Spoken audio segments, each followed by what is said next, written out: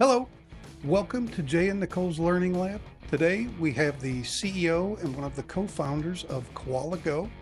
And today we're going to be looking at the challenges of managing virtual classrooms. Our guest, Xavier Moretti, is an expert in virtual environments. Welcome, Xavier. Thank you so much for having me.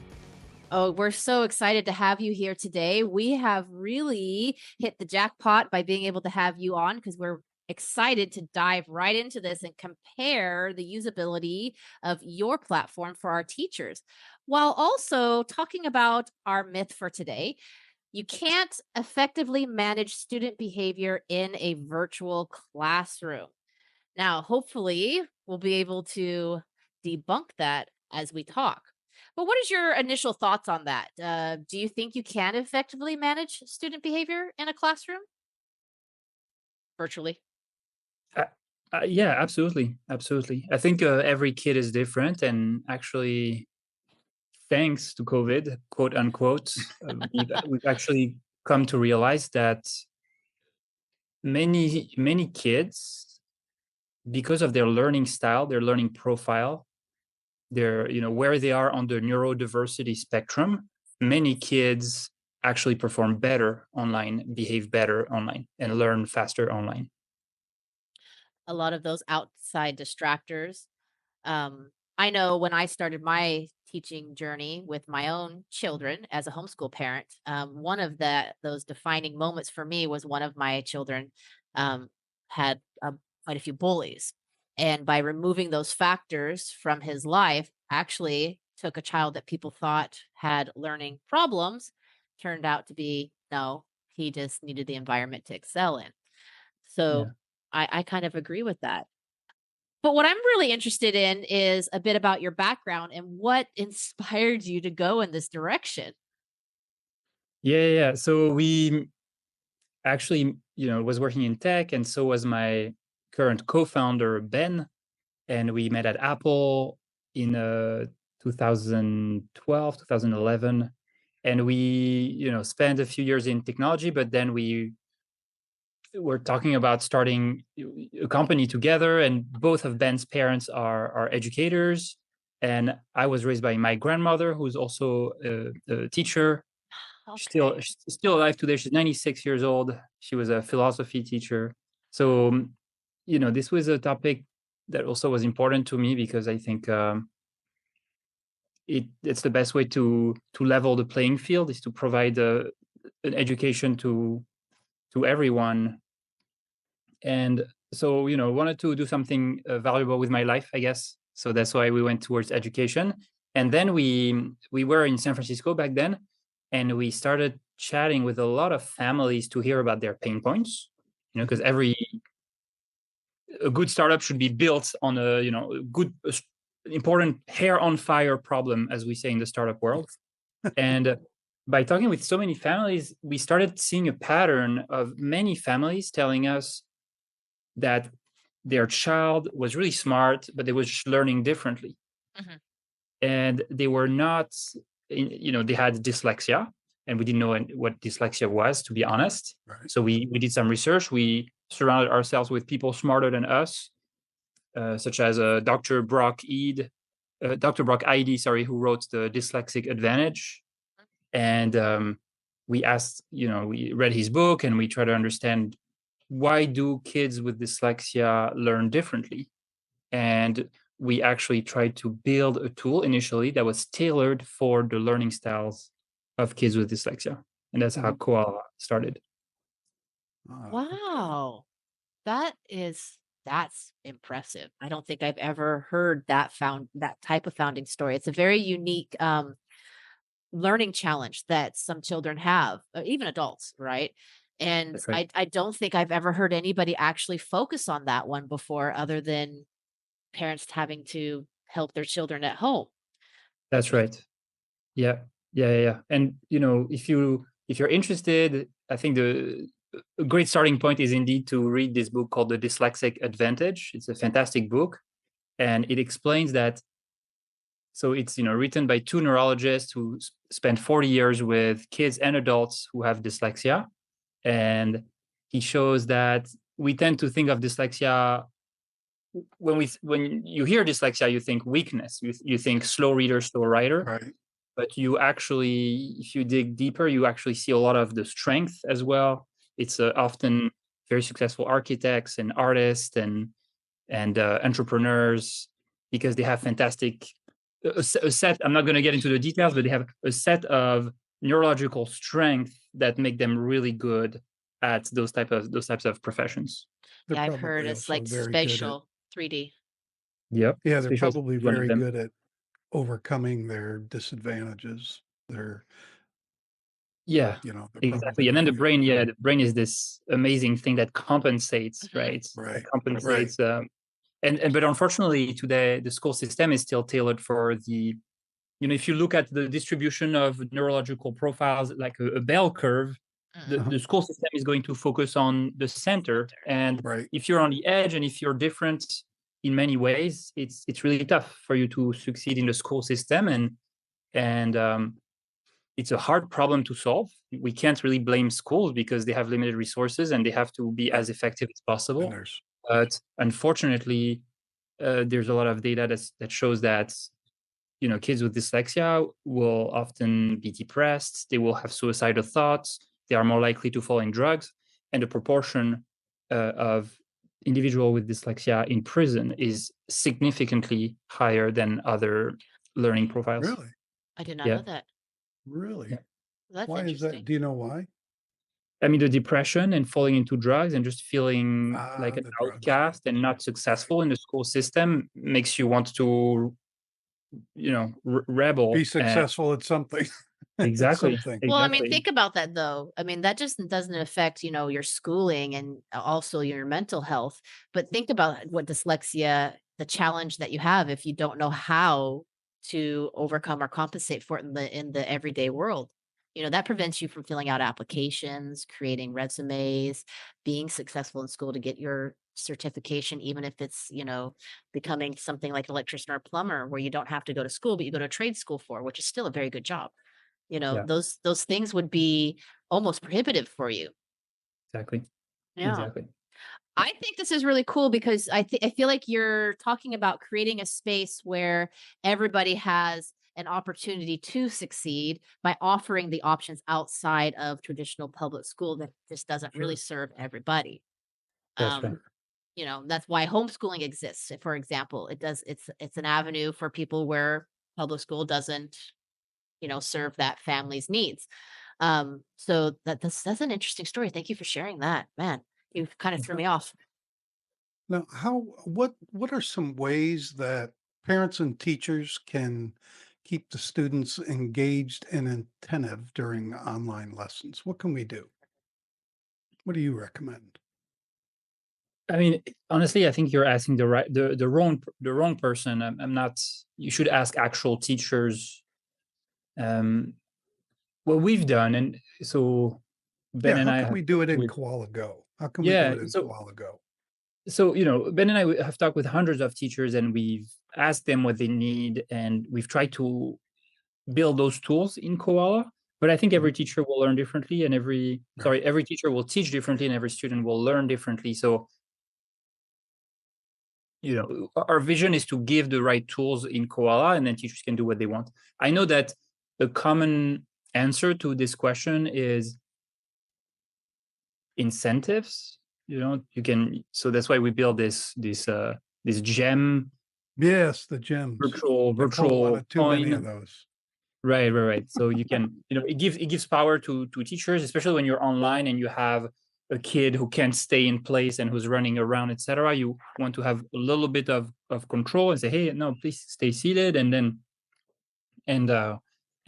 if you behave well and if you're successful at this exercise, I will reward you a few gems. So that's why we've developed gems. We We've also tried, I mean, going back to kids with dyslexia, there's something called a comorbidity between dyslexia and ADHD, which means that there's a lot of there's a Overlap. They lot of intersect, right? They exactly intersect. overlap. Yeah. Exactly. So if you have a kid who has hyperactivity, it's even harder to teach them. Oh So my gosh, we've yes. built some tools to really engage those children, and I think that's one of the reasons why we built Playground, which is a world in Koala that looks a lot I like got Minecraft. questions on your playground. Yeah, go ahead. Teachers can actually create their own playground, right? That's right. Yeah, yeah. That's so cool. How hard is that to do? How complicated is that? Yeah, that's an excellent question. So Ben and I are both gamers. We still play video game on a regular basis. What do Don't you tell play? anyone. What do we play? Yeah. My favorite games are like real-time strategy games, like Age of Empires. Oh, I love that. I love I that love game. those games. Can I get like enough of it. Civilization also. Right, exactly. It's a Yeah, little slow, but I right. still like it. Turn by turn. Yeah. So Playground. So Ben and I are gamers, and therefore it's very easy for us to create playgrounds. But Mhm. the community of teachers is, usually slightly older sometimes, especially in the dyslexia space. Dyslexia interventionists, reading interventionists are often retired teachers. And unfortunately, what we've seen is that in this generation, men are more comfortable with technology than women Right. because they had less access. They were less, women were less part of the workforce. So there's still a little bit of an imbalance, a gap between men and women in terms of level of comfort with technology.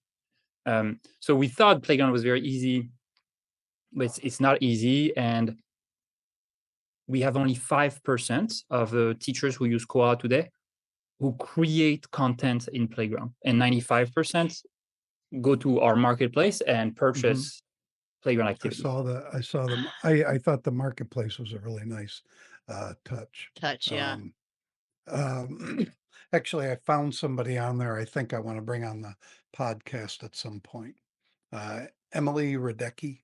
Oh, you should. She's fantastic. I particularly liked the Pac-Man. I'm just saying. Oh, yeah. Pac-Man. She had some of the old school games, and she had like the Pac-Man version for, I think it was adjectives or something. And I was like, Pac-Man. I know. Yeah, it's really like the creativity. What's really exciting about Playground is that it's a 3D world. And maybe we'll throw some images here for people who are watching this to show you what Playground looks like. But it's a 3D world where you can build blocks similar to Minecraft and Roblox. Right. You can build blocks, and you can use your gems to get some eggs, and a pet will come out of the egg, and you can build houses and spaceships, etc. And what's very excited for Ben and me is that we create those building blocks. We create this sandbox, and then we give it away to the community, and within a few weeks we see things that we've never even thought about. It goes beyond what we were imagining. So that's really, really exciting as a builder when you build those digital pickaxes and shovels, give it to the community, and the community comes up with amazing stuff. A couple of those pre-done worlds, some of them were pretty detailed. Like one had an entire sanctuary. It almost looked like a zoo where you went to different areas. I mean, you look at that and you think, and then you look at it again and you say, oh wow, that's like 2 months worth of material just because you have to go to so many different areas, and they were quite detailed. I was actually kind of surprised that you could create that detail from it. It was very interesting. I thought it was quite cool. I like to play. So now Koala Go, it is obviously it's not intended to bring us a one size fit all experience, right? It has to be tailored. And how can the teachers work that to their benefit without occupying 30 hours a week creating stuff? How can they do that? Yeah, so that's an excellent question. So I'll take a step back. Koala has three main building blocks. The first one is Playground. We talked about it. we have a whiteboard. That's a very Right. standard interactive whiteboard where you and your students can draw on. And we have the co-browser, which is quite popular especially for the ESL community, and that allows you to open any website and to make it truly interactive. You and your students can interact with it. So if you don't want to spend too much time preparing your class, or you don't want to spend any time preparing your class,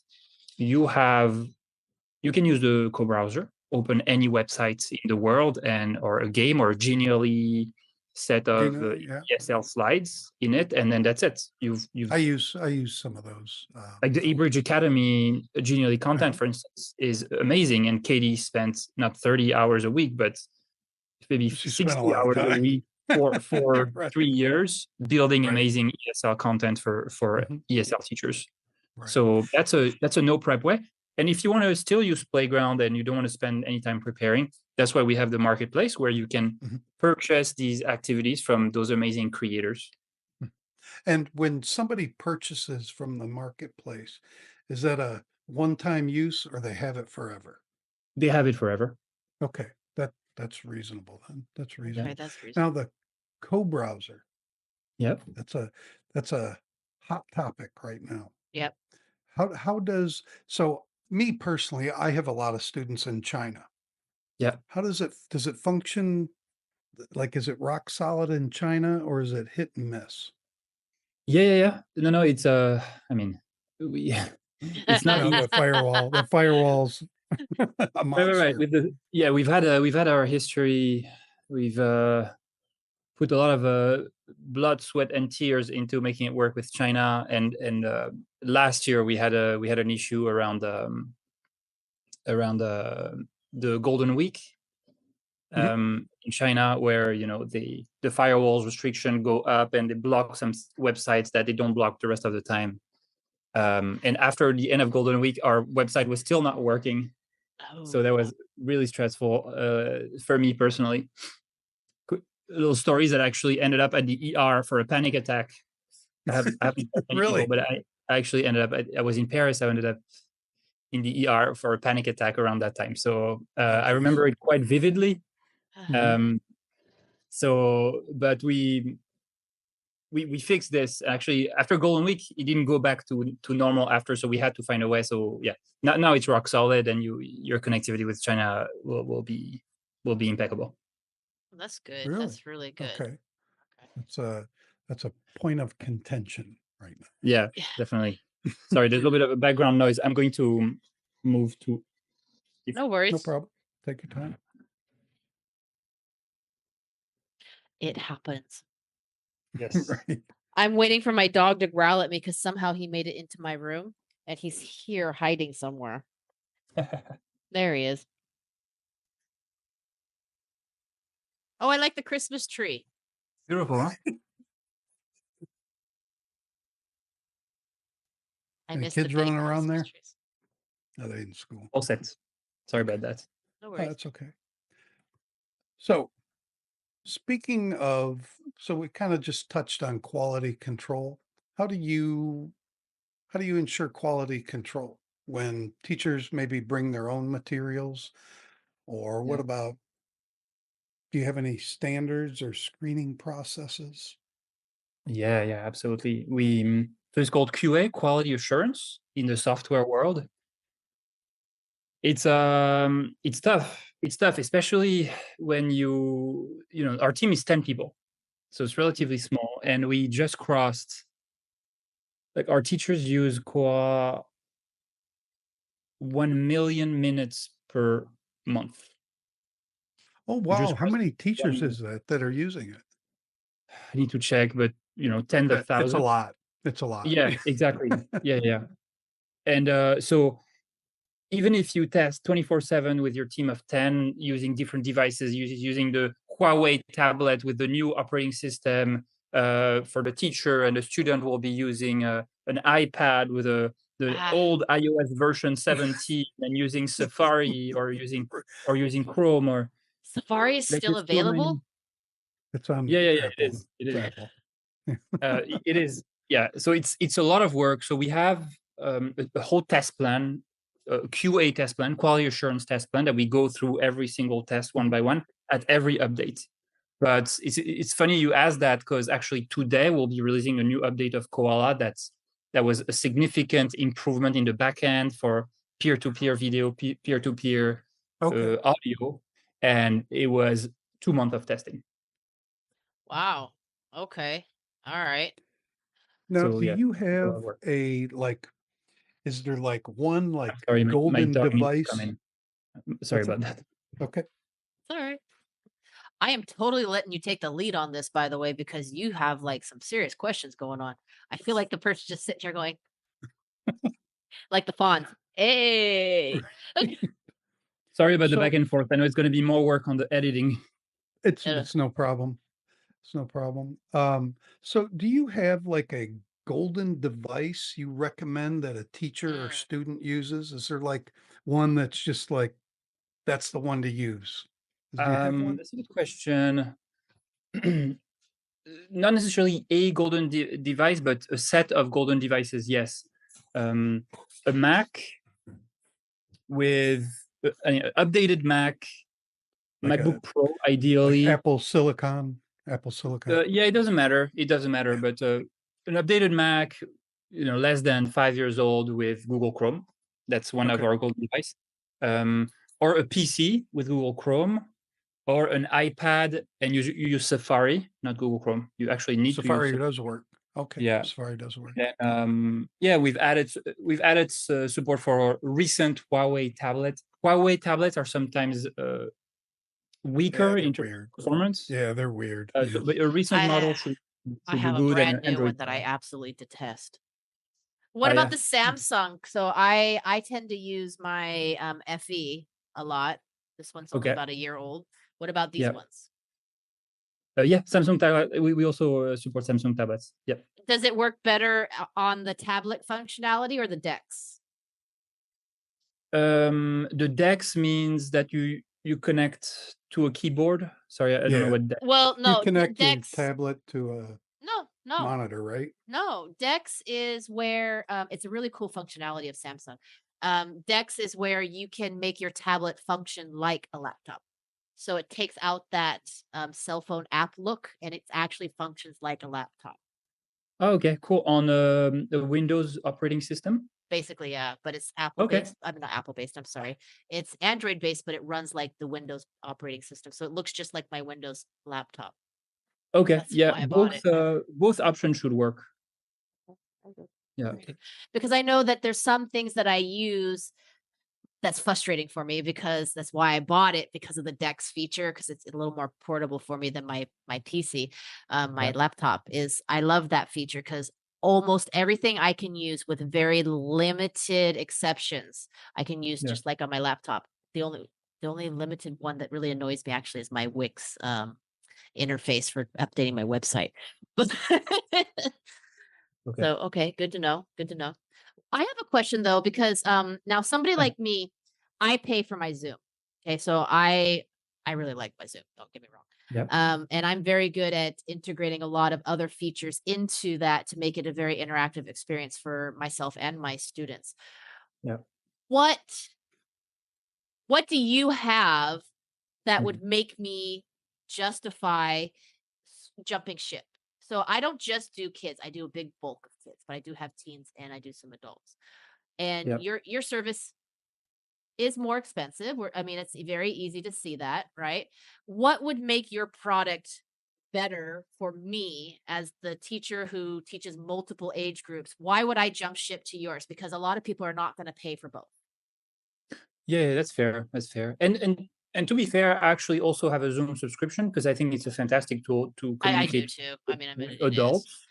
Like we do all our webinars on Zoom. We think it's a really great tool for that.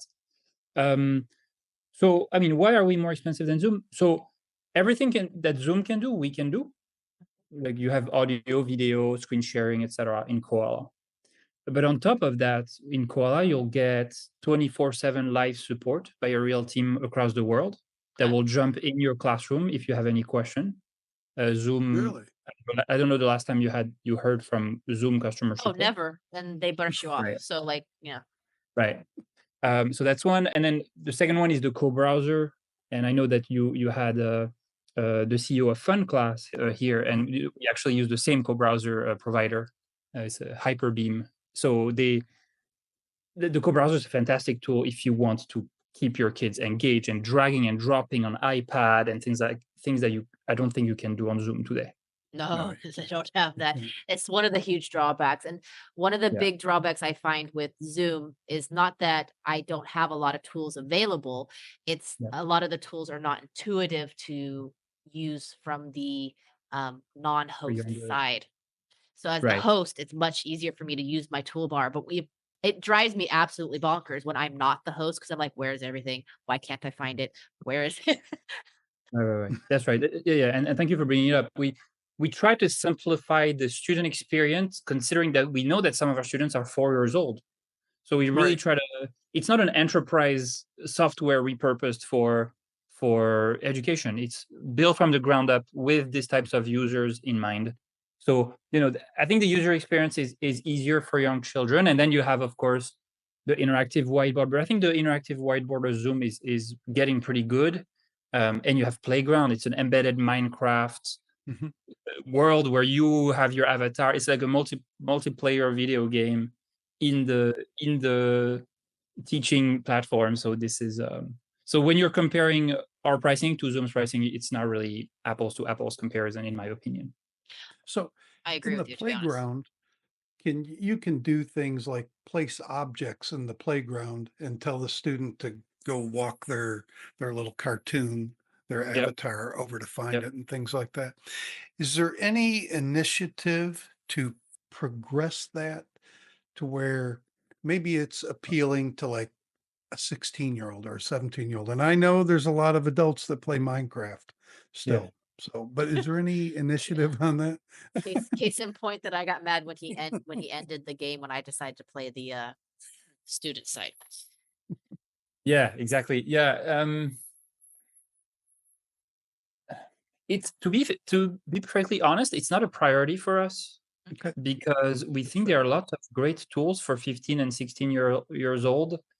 And they don't need those engagement tools because they're at a point where they're relatively self-driven and mature and they want to move forward. So like when we did our market study, we realized that it was a largely like teaching young kids was a largely unsolved problem, while Mhm. teaching older students, teenagers who actually are almost adults, has tons of solutions out there. So You yeah, that's you a long shouldn't way to have answer your to, question, but that's not a priority for us to right? You shouldn't tailor. have to trick them. You shouldn't have to Yeah, trick them, that's right? right. Yeah, Honestly, I like your fresh approach of admitting the fact that that is where your focus is, and you don't need to service every market to make your product valuable. I think it makes it more valuable because you are focused on servicing that demographic very specifically. Not that it can't work for the olders at the same time. right. Now, I want to move to the marketplace, Mm. Yep. maybe the ethics piece. How do you handle potential, I don't know, there's probably, copyright issues. Ah, Yep. How do you handle that? Or do you not police that? It's completely reasonable to say you don't police that to it, me. it No, really is. I mean, Zoom doesn't police it, and we all know. Yeah. Mhm. No, yeah. But that's a good question. We do police it. We communicate to our community, say, hey, you cannot publish anything that has copyright that you don't have a commercial license for, right? The Mhm. commercial license means that you're allowed to make money selling Right. Reselling. some Yeah. content, reselling. Thank you. Yeah. So um, so we communicate this is the first step. We communicate this to our community, especially to the creators community. Number two is when you actually publish something, there is at the bottom, in big it says, I certify that I have commercial rights for this image and Okay. this image and this image and this image. And we actually ask you, we're a little bit of a pain in the butt because we actually ask you to point us to the link, give us the link of the license terms for each image. Right, right, right. So we do that. And then finally, step 3 is there's a screening, and every single piece of content that you publish to the marketplace, we review it. Now, I have to be honest, there may be things falling through the cracks. Oh, of course, of course. What would Yeah, yeah. So it's an imperfect experience, but we try to do our best to really prevent that, because I mean we think that the initial creator of that content deserves to be rewarded for their work and for the sure. crew. I have a question. I've had this happen personally to me actually on Facebook and YouTube, where it was Yeah. my creation from scratch, completely 100% mine. It was actually my full on videos and stuff of me in it, actually. And I had commercial licenses for some of the art that I was using. And Okay. I had somebody steal my content and then complain to Facebook and YouTube that I stole, Yeah. that it was their content and I stole it from them. And I'm like, that's literally me, like, Right. so it took me, I mean, the absurdity of the stuff I had to do to prove that it was mine when my face was on it was ridiculous, but we won't go there. Yeah. The content, if another creator claims that another piece of content was stolen from them, Yeah. do you have a process to handle that? We have not run into this scenario Okay, yet. good. I think our community is relatively Good. small enough compared to YouTube's size, right? So Oh, we it's don't ridiculous. we actually know more or less everyone. Mhm. And once again, the creator community is 5% of our community, so it's actually It's quite small at the moment. I mean, it's it's large, but relatively small. small. We know each other. We have webinars with all the creators, so we have Okay. not run into that problem yet. But if it does happen, I think we'll do our investigation, and we'll do best judgment and try to figure out a solution. No, that's perfectly acceptable. I mean, if it hasn't happened, then you wouldn't have a complete process in place for it yet. Right. Like I said, it did happen to me, and I have had that experience, and it was definitely interesting. Yeah. So I know you are pressed on time here Mm. pretty soon. I have one more thing that I want to ask. I don't know if Nicole wants to ask, but Oh, I've let you so take the lead on this. your main competitors are ClassIn, Zoom, maybe Zoom, because a lot of teachers still use it. Tencent. Uh, What are the other competitors you have? Fun Class. Fun class. Yeah. Yeah. I think Zoom is still our number one competitor. If the Okay. definition of a competitor is the answer to what is the tool that Teachers most use of it. your Yeah. target customers use, it's What are your Zoom. teachers Actually, using? it's Yeah. probably still 70% Zoom, if we're Yeah. being honest. So yeah, Zoom. There's a lot. There's pencil spaces, lesson space, class in, fun class, and I'm sure there's Voov. There's That's a other. very small, I think that's a much smaller part, No? that probably. is the Yeah. most irritating app. Right behind, right in line with. I have issues with Voov and ClassIn. I'm not fans. Yeah. Okay. I'm just gonna put it Yeah. out there. Yeah. So Yeah. Yeah. what can you tell teachers about, you get like one sentence here. What is one sentence you would say to teachers that are using we'll just say Zoom Yeah. to give Koala Go a try? What's one thing Yeah. you would say to them?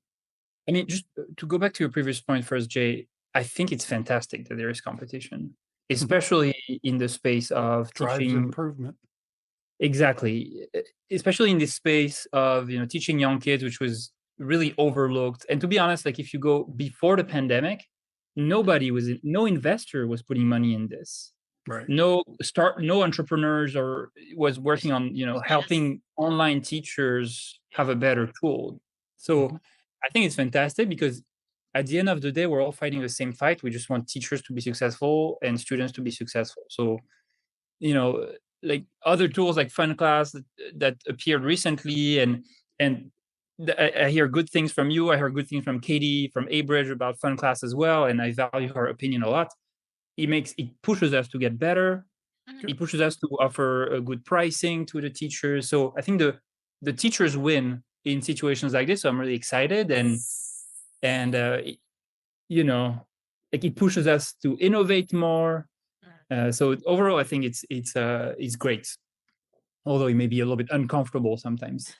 So I think it's very valuable. And then if I can say one sentence for the Zoom users out there, I would say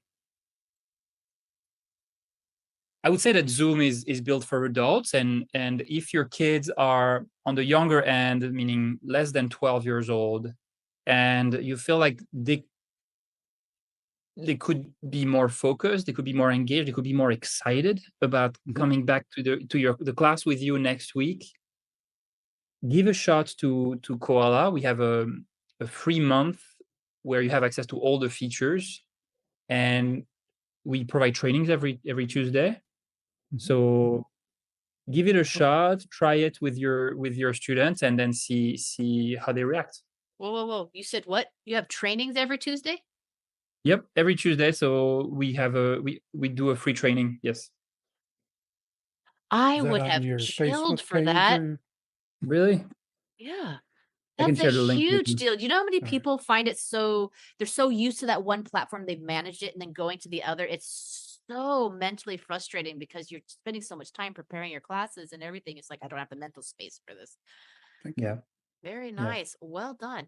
We did forget a couple things though. I also Go for it. noticed. I still have 10 minutes. You can Okay. go for it. Well, it was just really quick. I just wanted to touch on it just really fast. Things that I think teachers would value as well as not only the training, by the way. Okay, you should have led with that. Is the payment plan. You accept payments. A lot of people struggle with accepting payments.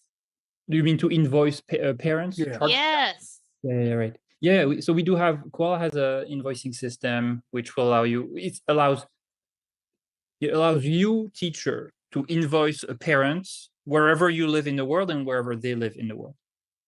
So what basically you're saying is that those of us, I don't have a problem because I have Stripe, but a lot of teachers really struggle with getting payments from places like China, and then receiving payments in places like sometimes South Africa. I know I have a lot of teachers have problems receiving payments in that area. Yeah. So Yeah. So if if you the live in South, teacher, I'm sorry, go ahead. Go ahead. no. So, but you're totally right, Nicole. So if you live in South Africa, this is not a country that Stripe supports.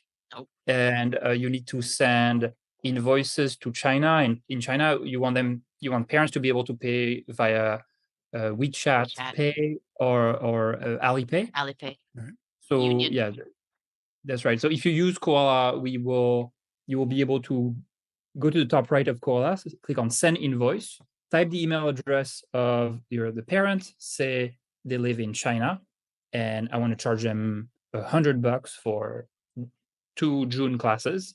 Click on Send Invoice, and we'll take care of the rest. The parents will receive an invoice with a QR code that they can scan, so they can pay with WeChat Pay, and then we take a cut. We need to take a cut in order to survive and to make this to maintain this platform, and then you will receive your payment within 48 hours. 48 hours turnaround. That's pretty good, actually. That's right. So so I know on the free account it's 4.5%, and on the middle account, I think it's the pro account, it's 3.5%. That's Is right. there an additional Stripe fee, or that's everything? That's all. No, you're right. This is our fee. This is the Koala fee, and then we add on top of that the fees of Stripe. And if you want to be paid with Wise or PayPal, we need to add the Wise fee or the PayPal fee. Yeah. It's the price of doing business. When I do my taxes every year, I keep track of all those little fees I get from my payment portals. Right. Exactly. Yeah. And so I want to be honest, like if Nicole, you live in the Philippines? Yes, but my business is licensed in the US as an LLC, so I have a So if you live in a Stripe supported country, just type on Google Stripe supported countries and click on the first link, and it will give you a list of countries that are supported by Stripe. If your country is there, do not use Koala invoicing because it will be more expensive. Right. You can go to Stripe and create a Stripe standard account, and you can send your invoice directly to parents, and you should be able to enable WeChat Pay. but you will be able to pay only 2.9%, or maybe they increase it slightly, around 3% of fee by doing that. And But if you live in a payment country that's not Stripe supported, I think Koala is the best solution for you. No, thank you. Thank you very much for answering that. Like I said, a lot of teachers find that very difficult to go around. So, Yeah, it's complicated. It's very it is. complicated. It really is. Oh yeah, reach out, they One more thing for online teachers to have to manage. So right, yeah. right. All I can say is I'm really happy that I'm able to do that. It's the only reason I can work there because, like I said, I can accept WeChat and Alipay, and it makes a significant difference. So it's very cool that you're able to do that. That's a big boon. All right, very good. So, Jay, do you have any more questions for Xavier No, today? I'm good, and I'm really glad you came on here and you gave very good, straightforward answers that I appreciate. I Thank have you. I have to say, yeah, I really appreciated that as well. I know we didn't talk about the business plan, but I don't think that'll be relevant at the moment. I would like to bring you back later when you've done some updates and include that because someone like me, I actually have a Yeah. teaching company, Okay. and so that is of interest to me to add that to my website. Um, Yeah. so I think, but I feel like that's like a whole separate podcast. Yeah, I agree. It's we can talk The about it. Just real quickly, I want to make sure I understand the business plan membership. Yep, Is that something that you can integrate in your own site so it looks like you're logging into Jay's English School instead of that's Koala right. Go? Okay, Yeah, exactly. So it's what we call a white label. right. So we Oh yeah, we I have some take of those Koala licenses. Go and we can host it on jayswebsite.com. Mhm. We usually ask you to create a subdomain. So it would be virtualclass.jayswebsite.com. Gotcha. It will take you 5 minutes to do that. And then we'll forward your white label product to that page, and you can customize the lobby, put your logo in the top left. And that way your teachers log in, they don't even know that they're using Koala.